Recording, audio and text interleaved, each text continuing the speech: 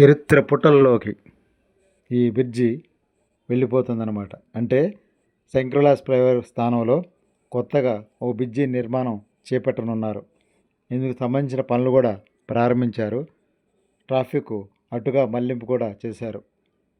శంకర్లాస్ flyover bridge దాదాపుగా 50 సంవత్సరాల క్రితం ఈ బ్రిడ్జి నిర్మాణం చేశారు. పెరుగుతున్న జనాభాకు అనుగుణంగా ఈ బ్రిడ్జి ట్రాఫిక్ రద్దీ పెరిగింది కాబట్టి పెద్దదైన బ్రిడ్జి నిర్మాణం చేయాలనే లక్ష్యంతో కొత్తగా నిర్మాణం చేపట్టారు. శంకర్లాస్ ఫ్లైఓవర్ పనులు ప్రారంభించారు. అటుగా మళ్లింపు మార్గం మీద ట్రాఫిక్ని మళ్లిస్తున్నారు.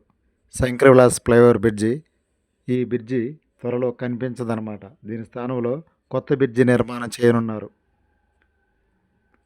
శంకర్లాస్ ఫ్లైఓవర్ బ్రిడ్జి ఇక నుంచి కనిపించదు. దీనిని పగలగొట్టి కొత్త బ్రిడ్జి నిర్మాణం చేస్తారు.